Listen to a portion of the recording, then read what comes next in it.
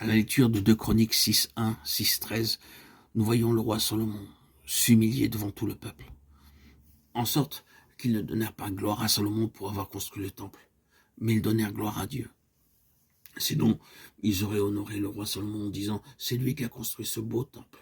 Voyez quel grand roi est Salomon, quel temple magnifique il a édifié. » Mais Salomon s'humilia lui-même. Il s'agenouilla devant tout le peuple. Ce n'est pas Salomon, signifiait-il ainsi, c'est Dieu qui a donné l'ordre de construire ce temple.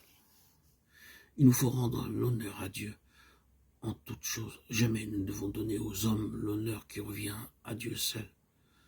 Et pourtant, de nos jours, vous pourrez constater combien on donne beaucoup plus d'honneur aux hommes, aux prédicateurs, qu'à Dieu lui-même.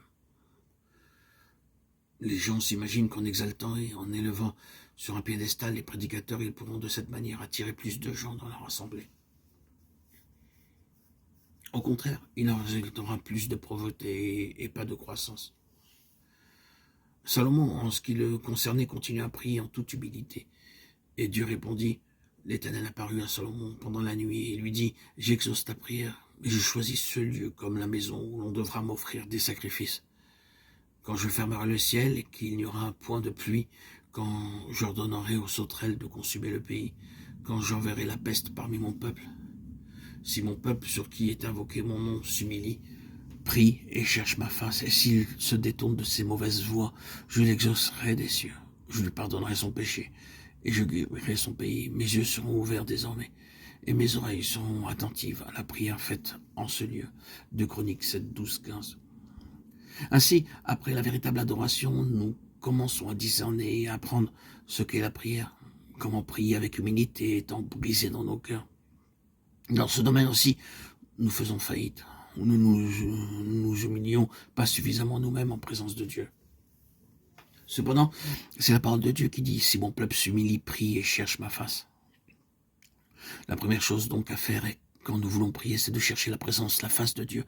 Alors nous découvrons et nous discernons la pensée de Dieu, le plan de Dieu, et nous prions selon son dessein. Ce n'est que par la suite que les prêtres et tout l'ordre du sacerdoce furent introduits dans la maison de Dieu. C'est alors seulement que le souverain sacrificateur put exercer correctement son ministère. Et beaucoup de gens vinrent ensuite s'approchant de Dieu par le souverain sacrificateur pour recevoir la réponse de Dieu à leurs problèmes.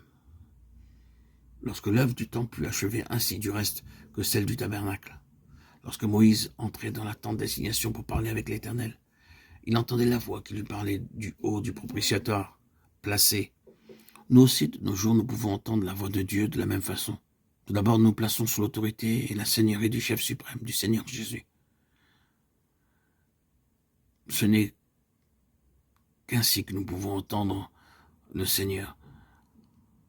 Ne dépendre d'aucun homme, d'aucun rituel, d'aucune récitation, d'aucune prédication, si ce n'est que de Dieu lui-même, qui intervient dans nos vies, dans notre quotidien, et nous transmet les messages dont nous avons besoin.